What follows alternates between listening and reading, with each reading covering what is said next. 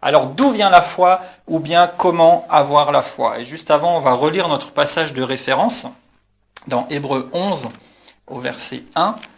Donc, si vous ne le connaissez pas encore, ce sera une bonne chose de le mémoriser, puisque à chaque fois que vous aurez besoin de foi ou que vous penserez à la foi, ça met tout de suite les idées en place. Et je vous invite, pour ceux qui ne l'auraient pas fait dans l'ordre, à écouter la session d'avant pour vraiment réaliser qu'est-ce que c'est la foi.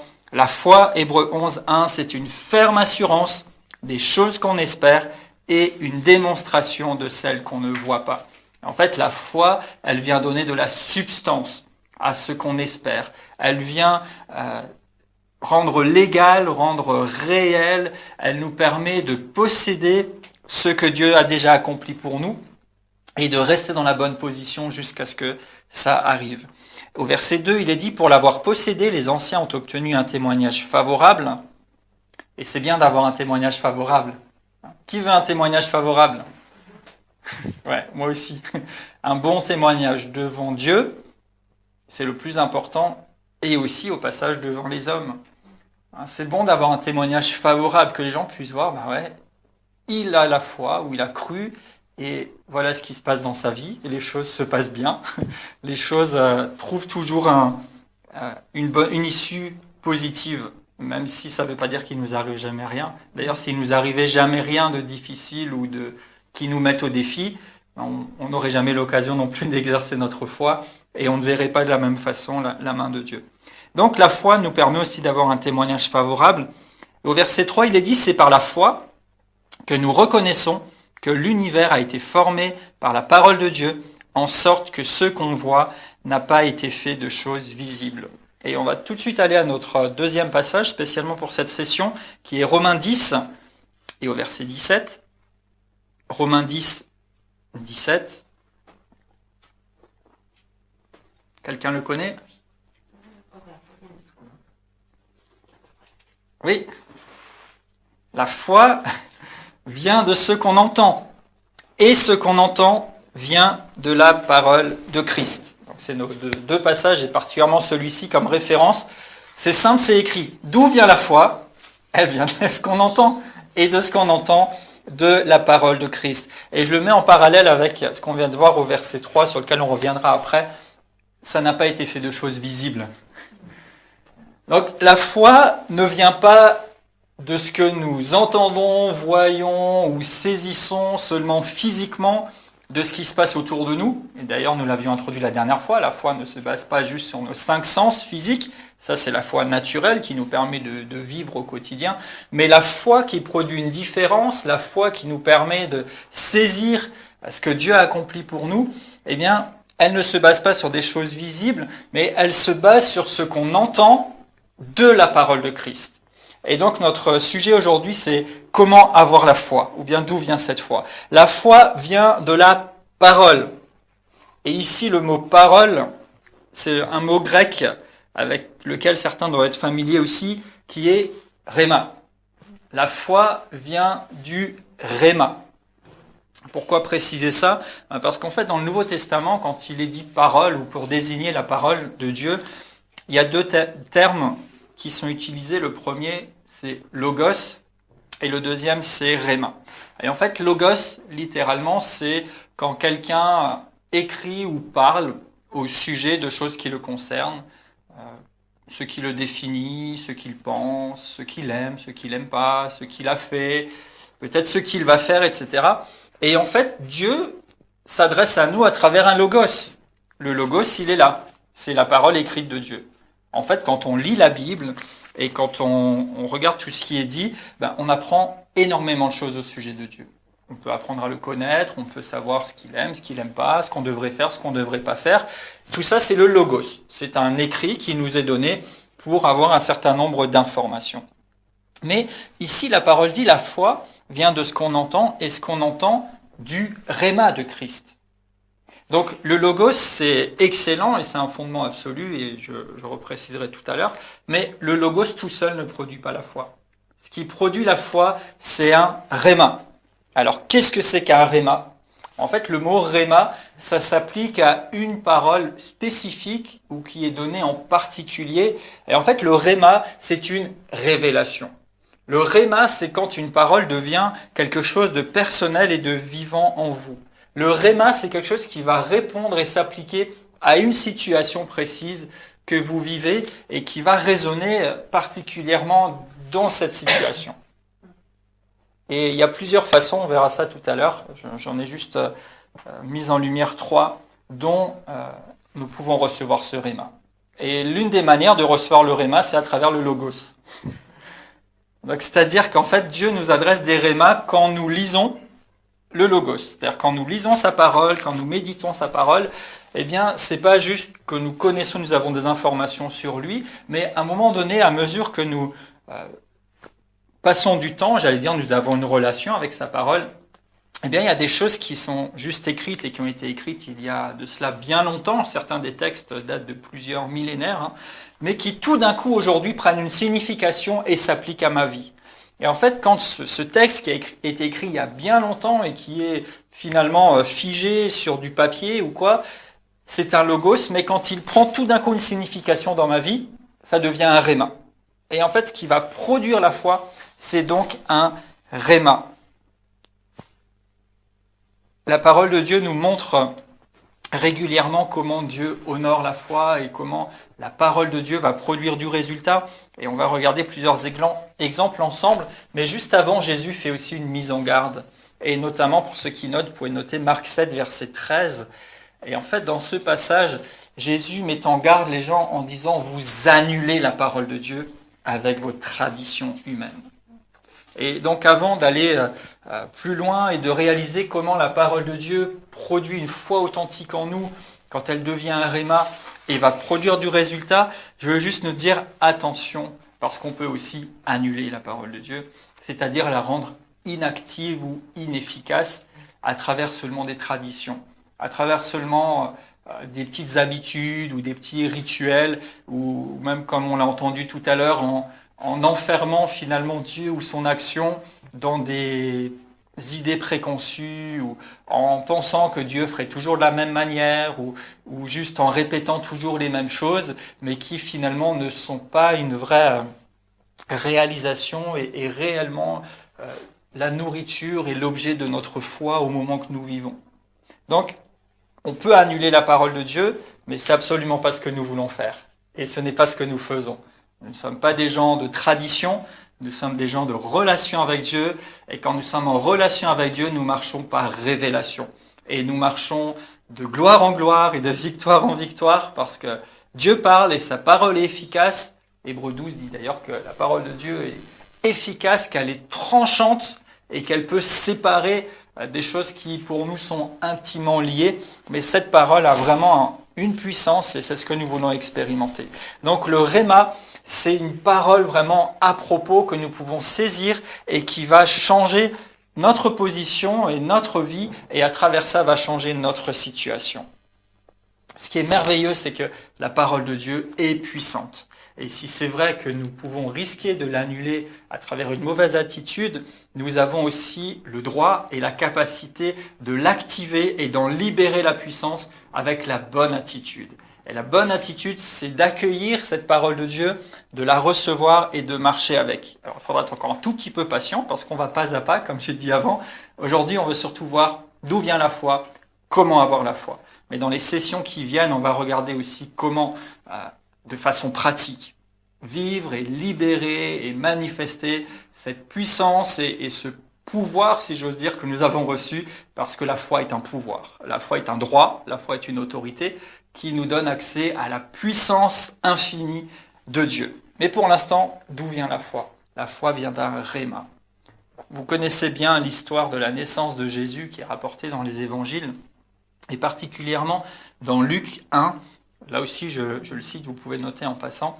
Luc 1, verset 37, quand Marie est impressionnée par la visite de l'ange qui lui annonce qu'elle allait devenir enceinte et que l'enfant qui naîtrait d'elle serait le sauveur, eh bien, Marie est toute surprise et pose certaines questions, et l'ange va lui répondre cette parole bien familière aussi à beaucoup: rien n'est impossible à Dieu.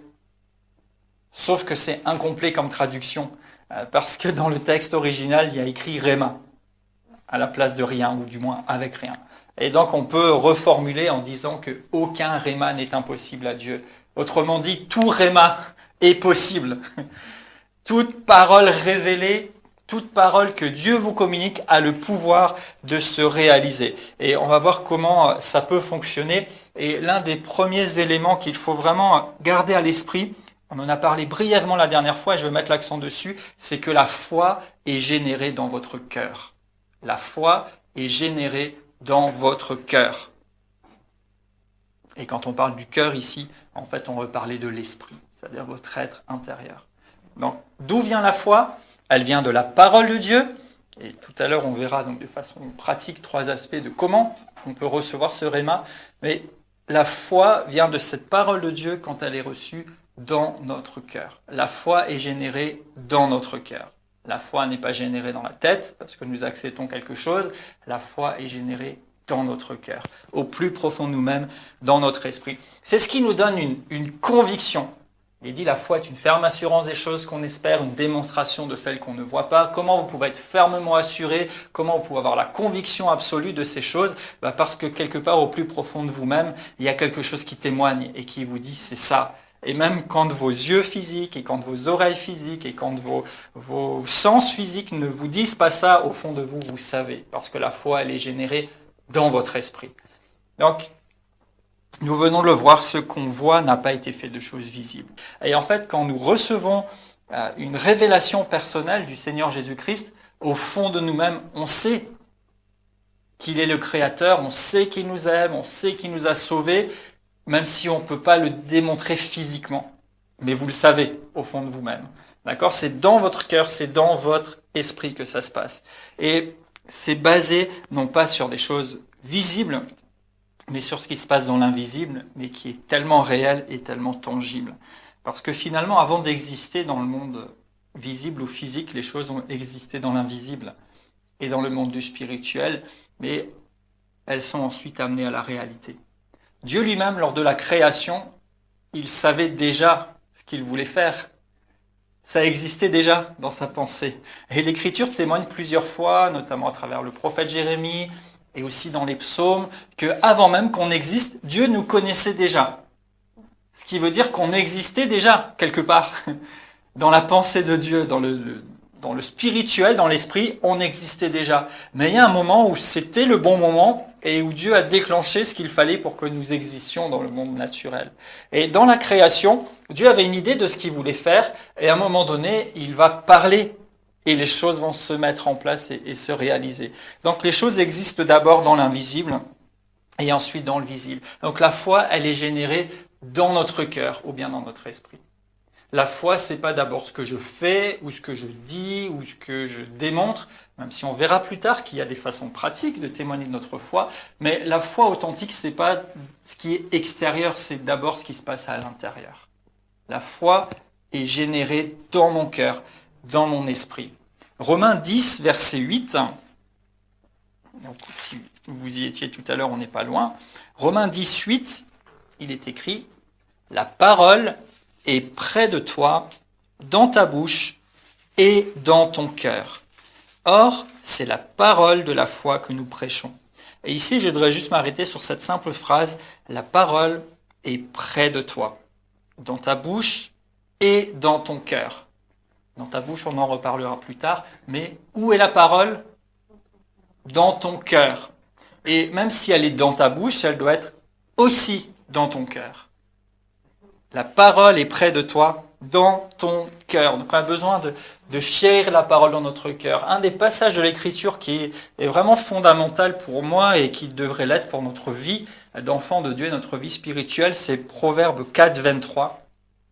Et Proverbe 4, 23 nous dit « Garde ton cœur plus que toute autre chose, car de lui viennent les sources de la vie. » Alors vous allez dire, qu'est-ce que ça vient faire là ? Ça vient faire là que garde ton cœur plus que tout, parce que de lui viennent les sources de la vie. C'est-à-dire que c'est de notre cœur, et il est ici question de notre être intérieur, pas du cœur physique, la pompe à sang, mais de l'être intérieur, que nous devons garder, protéger, et sur lequel nous devons veiller plus que tout, parce que de lui viennent les sources de la vie. Alors oui, première signification, c'est que finalement, si nous sommes en vie, c'est parce qu'il y a quelqu'un à l'intérieur. S'il n'y a personne dans ce corps physique, il n'est pas en vie. D'accord? Si je suis en vie, certes, vous voyez que mon corps physique, mais c'est parce qu'à l'intérieur, il y a moi. Je suis là-dedans. Il y a quelqu'un? Et c'est ce qui fait la vie. Mais ce qui m'a interpellé un jour quand j'ai recreusé ce passage, c'est que j'ai découvert que quand il est dit « de lui viennent les sources de la vie », ce qui est rendu par source, ça veut dire aussi les limites. Et alors j'ai dit, tiens, c'est marrant. Garde ton cœur, car de lui viennent les limites de la vie. Et ça, c'est dans le sens du grec. Donc il y a la source, c'est de là que quelque chose sort ou jaillit. Mais il y a aussi la notion de limite ou bien de cadre. Et c'est vrai que même un fleuve, et même un grand fleuve, à un moment, il a des limites. Et il coule selon un courant donné. Et en fait, l'Écriture nous dit, si garde ton cœur plus que tout, car de lui dépendent, je pourrais dire en reformulant, les limites de ta vie. Ou le courant de ta vie. Donc c'est de mon être intérieur que dépend le courant de ma vie ou les limites de ma vie. Et en fait, c'est de la foi qui est générée dans mon cœur et dans mon esprit que vont dépendre les limites de ce que je vais voir se réaliser dans ma vie. Donc d'où vient la foi? Oui, elle vient de la parole de Dieu, mais cette foi doit être générée dans mon cœur, dans mon esprit. Qu'est-ce qu'il y a dans ton cœur? Quelle parole est dans ton cœur? Quel réma est dans ton cœur? Et j'ai envie de dire, quel est l'état de ton cœur? Et il y a quelque temps, j'avais fait une série dans un autre cadre qui s'appelait « Comment va ton cœur ?» Et c'était dans cette orientation en disant « Mais si mon cœur est en bon état, ma vie va être de plus en plus en bon état. Si mon cœur est aligné sur ce que Dieu dit, ma vie va être de plus en plus alignée sur ce que Dieu dit, parce que de l'état de mon cœur dépendent les limites de ma vie. De mon cœur dépend le courant ou le cadre de ma vie. D'où vient la foi? Oui, de la parole de Dieu, mais même si tu as la parole de Dieu et que tu fais tout ce qu'on va apprendre qu'il est bon de faire, si ça ne passe pas par ton cœur, ça ne marche pas et ça ne sert à rien. De ton cœur dépendent les limites de ta vie, donc de ce que tu mets en toi. Et ici, on vient de voir que la parole est dans ta bouche et dans ton cœur. Donc si on met la parole de Dieu dans notre cœur et qu'on a le réma de Dieu qui se réveille tout d'un coup et qui s'illumine en nous, eh bien ça va pouvoir redéfinir les limites de notre vie. Et la plupart du temps, complètement les élargir. Parce qu'en général, quand Dieu nous amène une compréhension ou une révélation, c'est parce qu'il veut nous amener plus loin et étendre les limites. Et ça, c'est quelque chose qui ressort aussi régulièrement dans l'Écriture. Et l'un des versets dans Ésaïe, « Élargis l'espace de ta tente ». Et je crois aussi qu'à travers cette série que nous vivons ensemble, il y a des choses que Dieu veut de nouveau élargir dans notre vie, par rapport à la foi, par rapport à ce qu'il veut faire et ce qu'il veut manifester. Et je crois qu'il y a des choses pour lesquelles vous avez un désir profond et peut-être même un réma au fond de votre cœur, et que à travers tout ce que nous allons voir ensemble aussi et pratiquer de plus en plus, il y a des choses qui vont être libérées et il y a des limites qui vont être élargies. Et s'il y avait des barrières, elles vont sauter. Vous savez, même si vous mettez des obstacles à certains endroits, mais quand le courant arrive, à un moment donné, c'est obligé de céder. Et je crois qu'à travers la parole de Dieu et l'action du Saint-Esprit, il y a du courant qui augmente, et si j'ose dire la pression, mais la bonne pression qui augmente pour faire sauter aussi ce qui a pu être des blocages ou des barrages, mais ça commence dans notre cœur. Une autre manière dont l'Écriture nous montre ça, c'est 3 Jean 2, qui vous est probablement familier pour plusieurs aussi. On aime bien faire des vœux avec ça et bénir les gens avec ça. Il est écrit « Je désire que tu prospères à tous égards, comme prospère l'état de ton âme. » Et ce verset encore nous montre que notre prospérité extérieure, elle est reliée à l'état de notre âme, à notre prospérité intérieure, si j'ose dire. Donc, tout à l'heure, j'ai parlé de l'esprit, et en fait, de ce qui est dans mon esprit, ça doit aussi influencer mon âme. Et je suis obligé ici de faire un tout petit résumé express de ce que c'est que l'être humain. Nous sommes un esprit, nous avons une âme, et nous vivons dans un corps. Vous êtes esprit, parce que Dieu vous a créé à son image, de la même nature que lui. Donc, notre vraie personne, c'est un être spirituel. Nous avons une âme. Notre âme, ce sont nos émotions, notre intelligence et notre volonté. Et nous vivons dans un corps physique qui nous permet de communiquer avec ce monde présent. Et donc de notre esprit du moins, c'est cette dimension de notre être qui est en communion avec Dieu, qui est parfaitement aligné sur la pensée de Dieu et sa volonté et ce qu'il veut pour nous, parce qu'il a recréé notre esprit à la nouvelle naissance. Mais tout notre travail, c'est de faire en sorte que cette nature spirituelle puisse avoir le dessus sur notre être entier.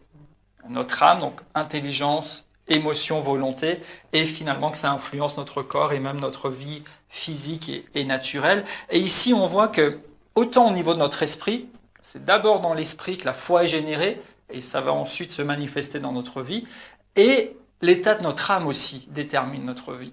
Donc, on a besoin de renouveler notre âme pour que cette âme, intelligence, volonté et émotion, puisse s'aligner et saisir ce qui vient de notre esprit et faciliter sa manifestation dans le monde naturel.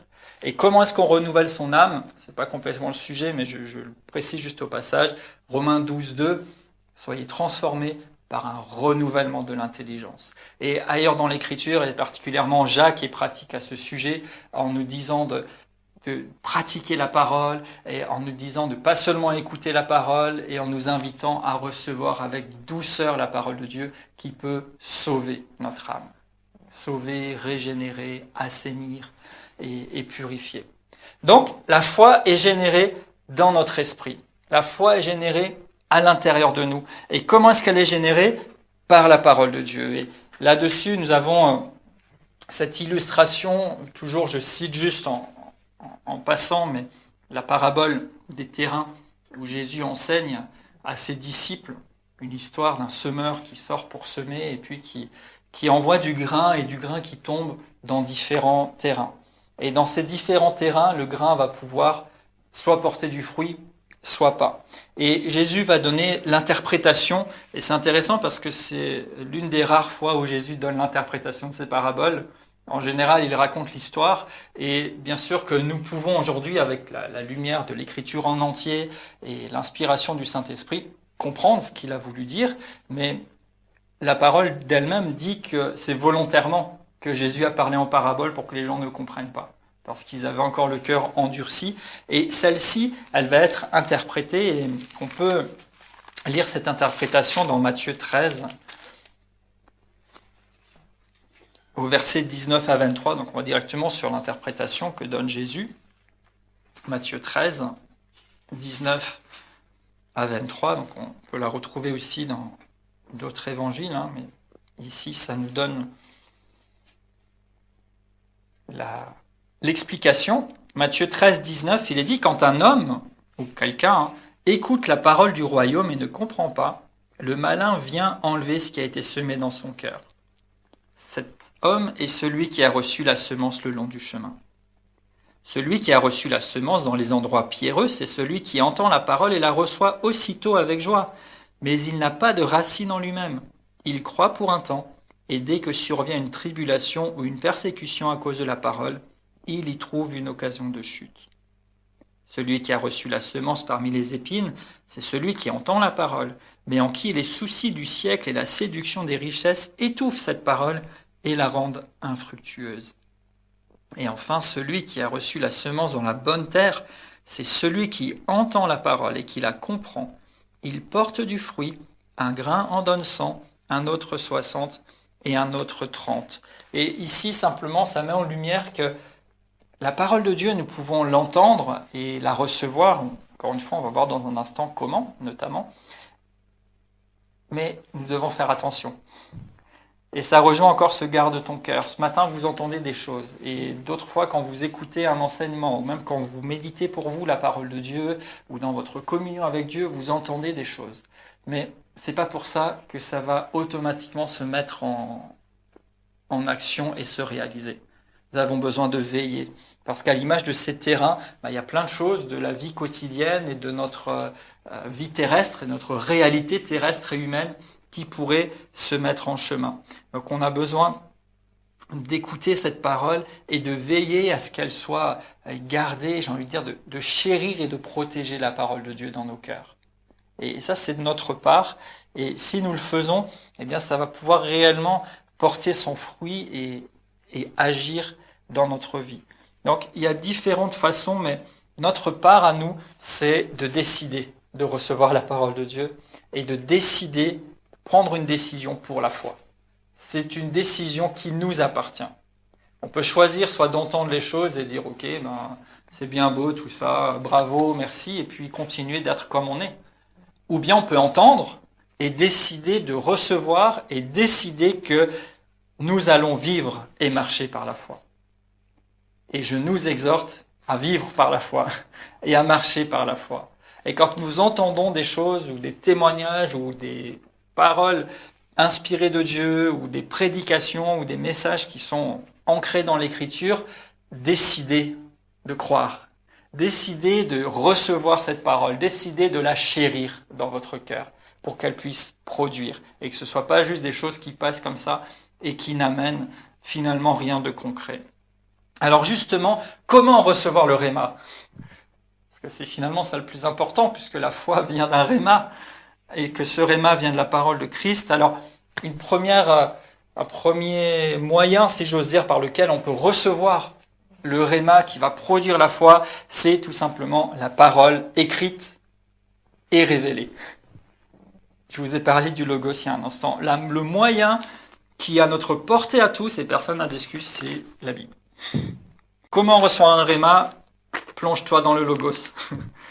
Et tu vas voir, parce que cette parole est vivante et elle ne se démode pas, que quand on passe du temps dans l'écriture, à un moment donné, les choses deviennent une évidence pour notre vie courante et Dieu utilise sa parole pour nous communiquer la révélation. Donc quand nous lisons et méditons cette parole, plusieurs fois dans l'Écriture, il est dit aussi de méditer la parole, de croire ce qu'elle nous dit, de nous fortifier et de rester courageux par rapport à ce que Dieu nous dit. Pourquoi ? Parce qu'en fait, cette parole, ou si je peux dire ce logos, c'est finalement ce qui va vous donner le fondement légal. J'aime bien parler parfois du fondement juridique. C'est le texte. Alors attention, on va dire, on n'est pas dans la loi. Oui, d'accord. Mais c'est la loi de Dieu. C'est la loi de Dieu. Et la loi de Dieu dans laquelle nous vivons aujourd'hui, c'est la loi de l'amour. Et la loi de Dieu avec laquelle nous devons opérer dans ce monde, c'est la loi de la foi. La loi avec laquelle nous devons fonctionner ou opérer dans ce monde, c'est la loi de la foi. Vous n'obtiendrez jamais plus que ce pourquoi vous développez la foi. Et j'ai même envie de dire que tout ce que vous faites dépend de votre foi. Et c'est même vrai dans le monde naturel. Il y a des gens qui accomplissent des choses extraordinaires, et parfois même sans spécialement avoir au départ plus que quelqu'un d'autre, mais ils croient à ce qu'ils font. La foi, c'est ce qui nous amène à obtenir du résultat. Et nous avons un fondement légal ici. Donc si je crois en Dieu et que je crois que ce que Dieu dit est vrai, eh bien je peux aller passer du temps dans ce qu'il m'a dit, dans le message qu'il m'a laissé, qui va me donner le fondement sur lequel m'appuyer. Et toute l'Écriture nous sert de fondement, et j'aime souvent à préciser que là où vous allez trouver le plus d'éléments concret de ce qui vous appartient et de ce qui est valable pour vous et du domaine dans lequel nous vivons aujourd'hui avec Dieu, c'est particulièrement dans le Nouveau Testament et plus spécifiquement dans les Épîtres. Parce que là, on reçoit toute une révélation et une compréhension de l'œuvre de Christ et de ce qui est là pour nous. Donc ça, c'est votre fondement. On l'avait vu aussi dans la définition de la foi. Un des aspects, c'est que ça donne un fondement, ça donne une base à ce que nous croyons et à notre vie. Donc, la parole écrite va nous donner un fondement, et puis il y a la révélation. Je vais vous donner quelques exemples. Par exemple, pour le salut. Qu'est-ce qui fait qu'on croit pour être sauvé ? On y est déjà allé une ou deux fois, on va revenir voir deux autres versets dans Romains 10. Romains 10, il est écrit, verset 9, « Si tu confesses de ta bouche le Seigneur Jésus, et si tu crois dans ton cœur que Dieu l'a ressuscité des morts, tu seras sauvé. Car, verset 10, c'est en croyant du cœur qu'on parvient à la justice, et c'est en confessant de la bouche qu'on parvient au salut. » Là aussi, on reviendra sur d'autres aspects, mais le premier aspect, comment tu fais pour être sauvé ? C'est en croyant du cœur et en confessant de la bouche. En tout cas, en croyant du cœur. Mais comment croire? Et c'est la suite du passage. Comment croire, verset 14, en celui dont on n'a pas entendu parler? Et comment en entendre parler s'il n'y a personne qui prêche? Et en fait, dans le verset de référence qu'on a pris, Romains 10, 17, il est dit la foi vient de ce qu'on entend, et ce qu'on entend de la parole de Christ. Mais en fait, dans le verbe entendre ici, c'est avec la notion de l'instruction qu'on reçoit. En fait, la foi vient de ce qu'on entend, c'est-à-dire la foi vient de l'instruction qu'on reçoit. Et cette instruction doit nous venir de la parole de Christ. Donc si la foi vient de l'instruction qu'on reçoit, l'un des aspects aussi, et ici c'est noir sur blanc dans l'Épître aux Romains, c'est que la foi vient à travers la prédication. Et vous avez été sauvés parce qu'un jour quelqu'un a prêché la parole de Dieu. Et quand je dis prêcher, pour certains c'était peut-être du haut d'une estrade dans une grande campagne, et gloire à Dieu, mais pour d'autres c'est peut-être juste un ami ou une connaissance ou quelqu'un de votre famille qui vous a tout simplement parlé de l'Évangile. Il vous a prêché la parole de Dieu qui a produit la foi pour le salut. La foi vient de la parole écrite et qui, à ce moment-là, devient pour vous une révélation parce qu'elle vous est prêchée et vous croyez pour être sauvés. Un exemple toujours sur le salut, dans Actes 11, 14, il est dit au sujet de Corneille que Pierre allait venir le rencontrer. Et Actes 11, 14 dit « Cet homme te dira des choses par lesquelles tu seras sauvé. » Donc, on est sauvé parce que quelqu'un nous dit des choses. Et je complète en disant les choses qui viennent de la parole de Christ.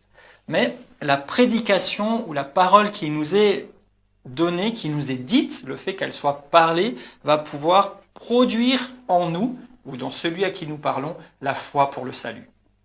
Donc la foi vient de ce qu'on entend, vient de ce qu'on a entendu. Et je pense que si on faisait un sondage entre nous tous qui entendons cette parole, on pourrait vérifier cette réalité. Quelqu'un vous a parlé, ou peut-être quelqu'un a écrit, ou peut-être vous avez entendu un CD ou un DVD, ou je sais pas, mais il y a un moment donné une parole qui a été une instruction que vous avez reçue.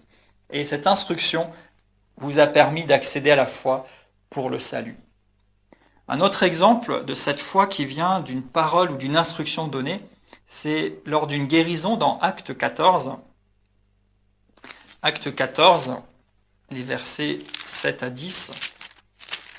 Donc c'est assez représentatif aussi, et ça l'exprime vraiment de façon évidente. Et en fait, si vous relisez même les évangiles, vous verrez que souvent les gens ont été guéris parce qu'ils ont reçu une instruction de Jésus lui-même, ou parfois des disciples, et plus tard dans les Actes des Apôtres. Quelque chose leur a été dit, et ça a été déclencheur de foi en eux, et cette foi leur a permis de recevoir la guérison. Acte 14, verset 7. Donc, les apôtres annoncèrent la bonne nouvelle, et à Lystre, donc c'est une des villes qu'ils ont visitées, se tenait assis un homme impotent des pieds, boiteux de naissance, et qui n'avait jamais marché. Regardez verset 9. Il écoutait, parlait Paul, et Paul, fixant les regards sur lui et voyant qu'il avait la foi pour être guéri, dit d'une voix forte, « Lève-toi sur tes pieds. » Et il se leva d'un bond et marcha. Donc ici, on voit la vérification de ce que je viens de vous dire des deux côtés. Il y a ce boiteux qui entend le message, qui le reçoit et qui croit, et qui du coup va pouvoir saisir sa guérison et se lever et marcher. Et puis, vous avez aussi Paul qui croit et qui prêche, et qui, voyant que l'homme était réceptif et avait la foi, va lui donner la consigne de se lever. Donc des deux côtés, la foi vient de ce qu'on entend, et elle s'applique ici, par exemple, pour la guérison. Un autre exemple pour recevoir le Saint-Esprit, toujours dans le livre des Actes, dans Actes chapitre 10, on voit que Pierre est en train de prêcher, et il prêche sur le salut, la délivrance et tout ce que Christ a accompli et de comment Jean-Baptiste et ensuite Jésus étaient revêtus de la puissance du Saint-Esprit et que ça avait amené le salut et cette nouvelle, cette nouvelle règle, cette nouvelle alliance tout simplement dans le monde. Et verset 44, il est dit, comme Pierre prononçait encore ces mots, le Saint-Esprit descendit sur tous ceux qui écoutaient la parole. Donc là encore, on voit que Pierre est en train de parler, les gens ils entendent, et ça produit en eux la foi, si bien que, alors que Pierre n'a même pas encore fini de parler, mais ils ont déjà reçu le Saint-Esprit. Parce qu'ils ont entendu et la foi a été produite en eux. Mais il a fallu que Pierre parle. Donc on voit que la foi, ici pour le salut, pour la guérison, pour le Saint-Esprit, plus tard on verra plus pratiquement comment pour nous, dans notre vie, on peut recevoir et développer la foi pour tout ce qu'on peut vivre et rencontrer. Mais ici, simplement, on a cette illustration de comment, concrètement, ici, dans des situations que nous rapporte l'Écriture, la foi est venue de ce qu'on entend, de l'instruction qu'on a reçue, et elle a produit son résultat. Donc, pour nous, la foi ou le réma peut venir de la parole écrite, quand nous la lisons pour nous-mêmes, quand nous l'entendons prêcher, ou quand nous l'entendons de la part de quelqu'un, et l'une des manières de réellement faire entrer cette parole dans notre cœur, c'est de la méditer. Méditer la parole. Méditer la parole, c'est se repasser les choses que nous lisons et ce que Dieu nous dit, et les faire finalement entrer dans notre cœur. C'est ruminer littéralement cette parole de Dieu jusqu'à ce que ça descende au plus profond de nous-mêmes, jusqu'à ce que nous la digérions d'une certaine façon et qu'elle produise en nous.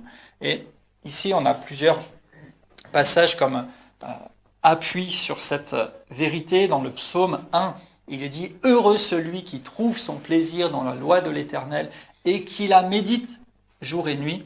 Il est comme un arbre planté près d'un courant d'eau qui donne du fruit en sa saison. » Et au bout, il est dit « Tout ce qu'il fait lui réussit. » Et Josué a reçu cette instruction de Dieu, Josué 1,8, que ce livre de la loi ne s'éloigne point de ta bouche, médite-le jour et nuit pour agir fidèlement selon ce qui est écrit, car c'est alors que tu réussiras dans toutes tes entreprises et c'est alors que tu auras du succès. Donc, vous pouvez accéder au réma à travers la parole écrite que vous avez ici, en la méditant, en vous la repassant jusqu'à ce que ça fasse un déclic et qu'elle devienne vivante et réelle en vous, et alors elle pourra produire la foi. Le logos seul ne produit pas la foi. Donc vous ne pouvez pas juste lire et dire « Ok, je crois que c'est vrai et je vais le recevoir ». Vous risquez fortement d'être déçu parce que la foi est produite par le réma. Donc même quand vous lisez, lisez-le, répétez-le, pensez-y, ruminez-le jusqu'à ce qu'il y ait quelque chose qui s'allume ici. Parce que la foi authentique, le réma, est généré dans votre esprit.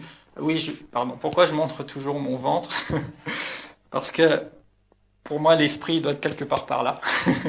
Alors, je n'en fais pas une loi, ni un enseignement absolu, mais l'Écriture dit souvent que c'est dans ton sein ou dans tes entrailles, ou ça dit aussi que de ton sein couleront des fleuves d'eau vive, etc. Et quelquefois aussi, j'ose dire en passant, que quand on vit une expérience intense spirituellement, il se passe quelque chose dans le ventre. Hein, voilà. Mais j'en fais pas du tout une théologie absolue, mais c'est pour expliquer. Parce que des fois on dit, pourquoi tu fais... Une fois en fait on m'a dit ça, après que j'ai enseigné sur esprit, âme et corps. Et puis à la fin, il y avait un étudiant qui vient me voir et me dit « Pourquoi tu montres à chaque fois ton ventre quand tu parles de l'esprit ?» Donc voilà pourquoi, si quelqu'un se posait la question. Mais voilà.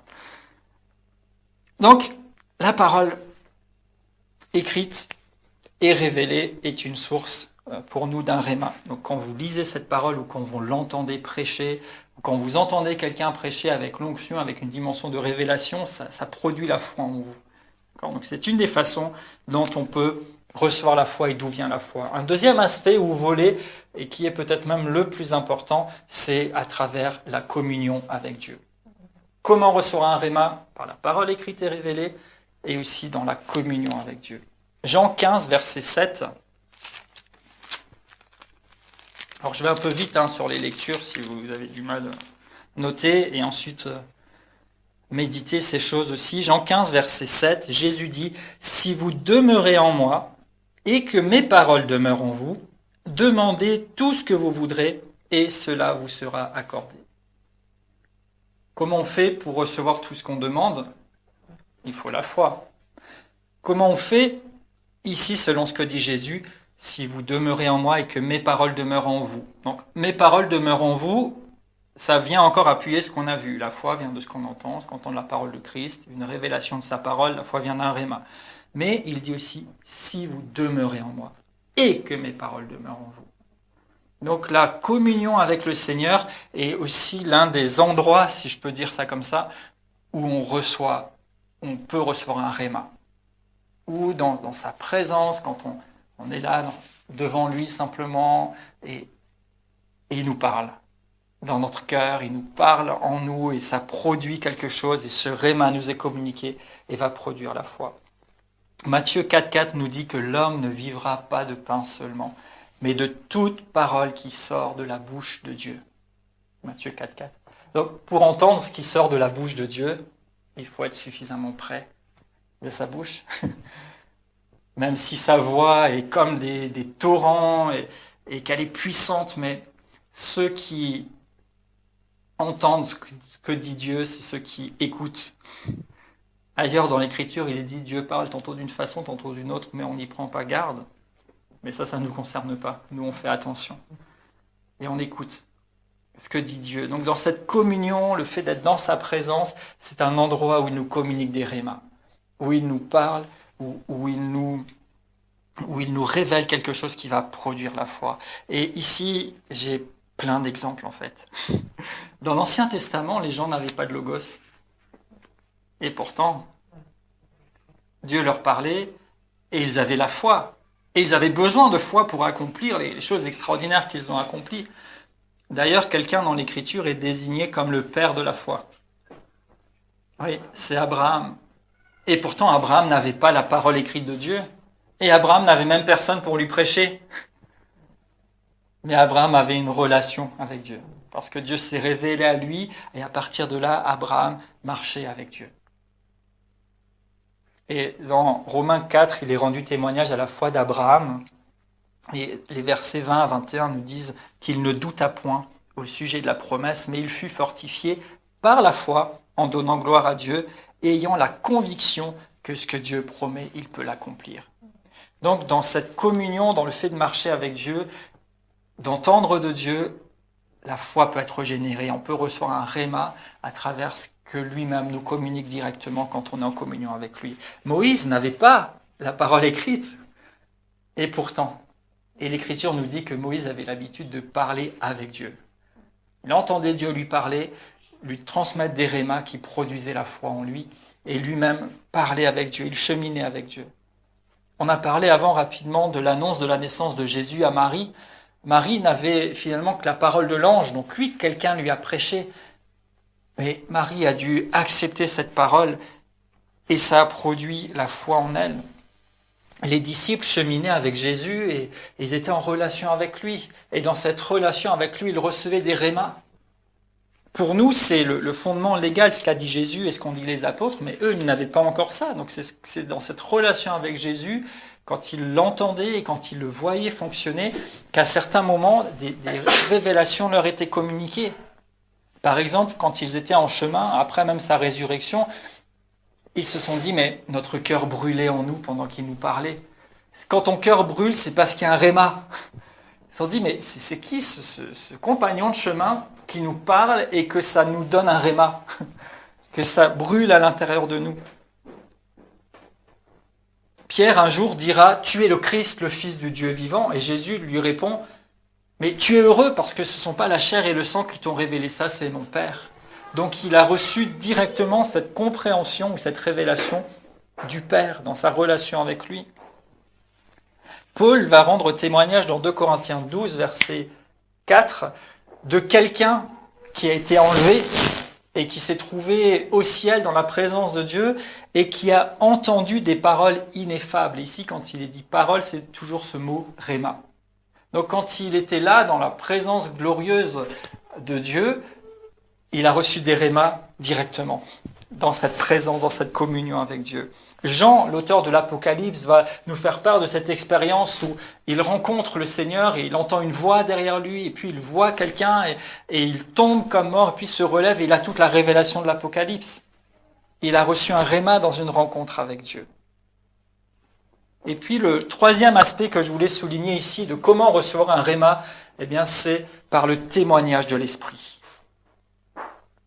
Avec un grand E, par le témoignage du Saint-Esprit.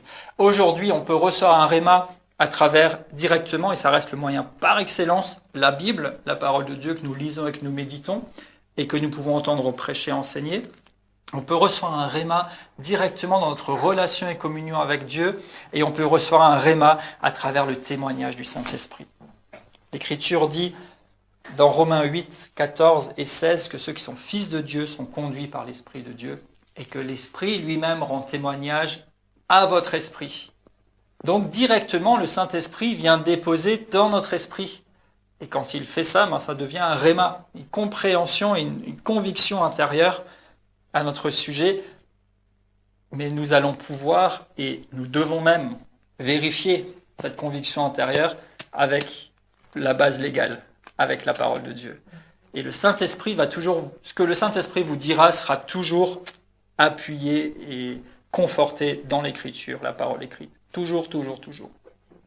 C'est une sécurité absolument.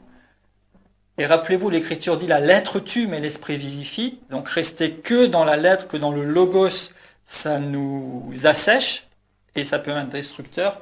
Mais attention aussi, nous devons éprouver les esprits et éprouver ce que nous recevons comme idée ou comme pensée. Les esprits, c'est des entités, mais les esprits, c'est aussi la pensée, la manière de raisonner ou la compréhension. Vous devez éprouver la compréhension que vous recevez.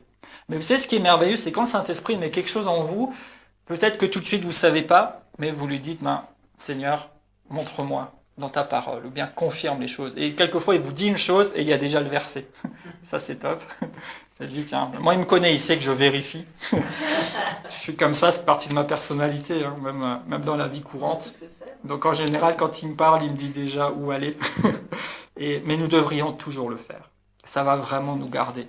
Mais en tout cas, c'est un des moyens que nous ne devons pas non plus négliger, dont on ne devrait pas se priver. Le Saint-Esprit, Jésus dit dans Jean 14, 26, que le Père enverra, il enseignera toutes choses, et il vous rappellera tout ce que je vous ai dit. Et c'est là aussi, comme j'aime dire parfois, que la boucle est bouclée. Parce que comment il peut vous rappeler ce que le Seigneur vous a dit? Parce que vous l'avez déjà lu quelque part. Donc le Saint-Esprit va en fait réveiller en vous ce que vous avez pu lire dans la parole de Dieu et qui à ce moment-là va s'appliquer exactement à votre situation, à votre besoin ou à ce que Dieu va accomplir à travers vous. Et dans cet aspect toujours du témoignage de l'Esprit, il y a cette bénédiction extraordinaire que j'encourage chacun à désirer, à rechercher et à développer, qui est de pouvoir prier par l'Esprit. Prier par l'Esprit. Prier par l'Esprit, c'est prier avec ce don merveilleux que nous avons reçu, et notamment ce don des langues surnaturelles, dont on ne comprend pas ce qu'on dit, mais dont on sait que c'est inspiré de Dieu. Et 1 Corinthiens 14 nous dit que celui qui parle en langue dit des mystères. Donc tu dis des choses que tu ne sais pas encore, mais qui sont des vérités qui viennent de la part de Dieu. Il est dit aussi que celui qui parle en langue s'édifie lui-même, qui se construit lui-même, il se fortifie, et il accède à une plus grande compréhension. Donc toutes ces disciplines finalement fonctionnent ensemble et nous permettent de recevoir le réma dont on a besoin. Et on ne devrait pas seulement vivre avec un réma une fois par an, ou une fois par mois, et même pas une fois par semaine, et peut-être même pas une fois par jour. Nous devrions être à l'écoute et disponibles au Saint-Esprit pour que dès qu'il désire nous parler de quelque chose, ou dès qu'il désire accomplir quelque chose, nous puissions recevoir, entendre et saisir de sa part pour que ça produise en nous la foi et que nous accomplissions les œuvres bonnes préparées d'avance. Ici, quelques exemples rapidement, on va conclure dans quelques instants. Paul, par exemple, qui a reçu la majorité de la révélation du Nouveau Testament, dira « Je prie en langue plus que vous tous ». Et je pense que le fait qu'il prie en langue plus que la moyenne est lié au fait qu'il ait reçu une révélation supérieure à la moyenne. Même si ça appartient à Dieu, mais il s'est rendu attentif et disponible, et il a pu nous transmettre une révélation aujourd'hui, une des plus grandes portions du Nouveau Testament. Et puis des exemples plus personnels.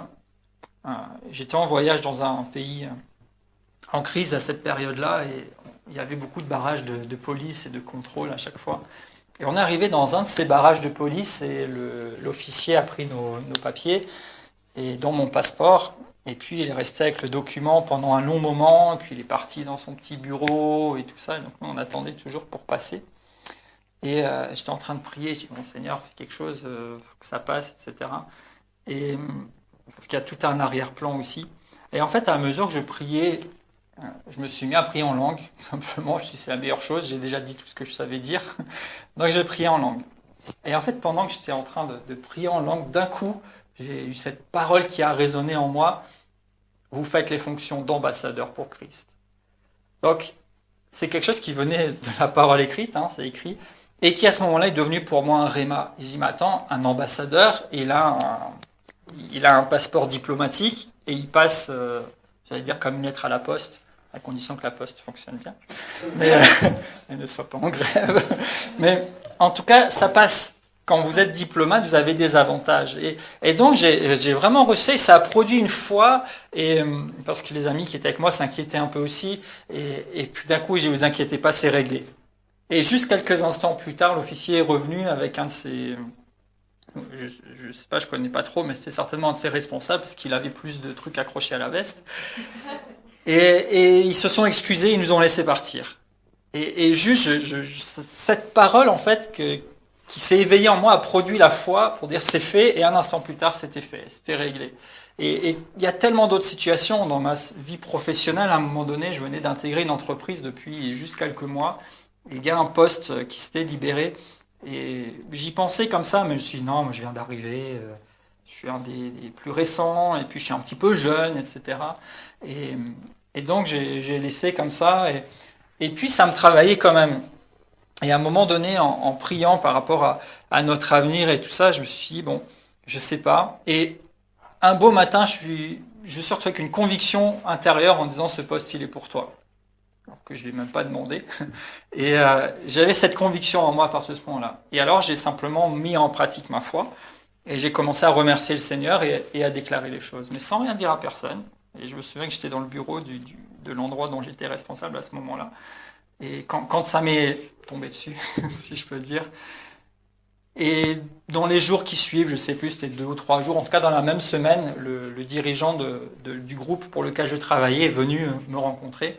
Et puis on discute de choses et d'autres. D'un coup, il me dit « Fabien, j'ai pensé à vous, est-ce que ça vous dirait d'avoir ce poste ?» Et donc je dis bah oui, et tout simplement, et je l'ai reçu. Et donc j'avais eu à ce moment-là un poste à responsabilité. Mais donc vous voyez, le témoignage du Saint-Esprit, c'est quelque chose qui est tellement merveilleux et qui nous permet de marcher dans la révélation et de recevoir la foi et d'obtenir les choses. Et qui sont conformes à la parole de Dieu. Dieu veut qu'on progresse et qu'on évolue dans ce qu'on fait. Dieu veut qu'on voyage en sécurité et qu'on puisse ne pas être arrêté en route, surtout que c'était un voyage pour l'œuvre de Dieu. Donc, et je termine sur cette réflexion, on vient de voir ensemble d'où vient la foi. Et si vous avez bien suivi, ça vient encore sécuriser les choses que j'ai dites en introduction, c'est que la foi authentique, c'est quelque chose de surnaturel, parce que ça vient d'un réma. Donc la foi n'est pas une façon d'essayer de satisfaire nos convoitises et d'obtenir tout ce qu'on voudrait obtenir. Il y a des principes qui peuvent fonctionner parce que c'est des principes spirituels et actifs, même dans le monde, mais la foi authentique vient d'un réma. Et si je veux grandir et fonctionner dans une foi authentique qui va produire des résultats authentiques et des résultats surnaturels et à la gloire de Dieu, en fait, il n'est même plus tellement de question de ce que je veux, de ce dont j'ai envie, de ce que je veux accomplir, mais il est plutôt question de revenir au pied du Maître et d'écouter, Seigneur, qu'est-ce que tu veux faire et quel réma tu vas me communiquer pour manifester cette œuvre dans ma vie et par extension dans ma génération. Donc, et là, on peut avoir des résultats surnaturels. Et pas juste essayer de s'accrocher aux branches un petit peu, mais réellement voir la main de Dieu dans toutes nos affaires et qu'il soit glorifié. Donc la foi vient d'un réma. Ce réma, on peut le recevoir à partir de la parole écrite de Dieu, que nous entendons, dont nous recevons l'instruction. On le reçoit dans notre communion avec le Seigneur, et on le reçoit à travers aussi la révélation et la communion avec le Saint-Esprit. Cette foi, elle va être produite dans notre esprit. Et maintenant que cette foi est là dans notre esprit, eh bien, la suite au prochain épisode. Il va falloir la libérer et la laisser manifester ce pourquoi elle existe. Alors je nous exhorte à passer du temps avec la parole, passer du temps avec Jésus et ouvrez votre cœur, vos oreilles, votre être entier au Saint-Esprit et je vous garantis que vous allez recevoir des rémas. Et que ces rémas vont produire la foi et que cette foi va vous porter vers le résultat que Dieu veut que vous obteniez pour sa gloire.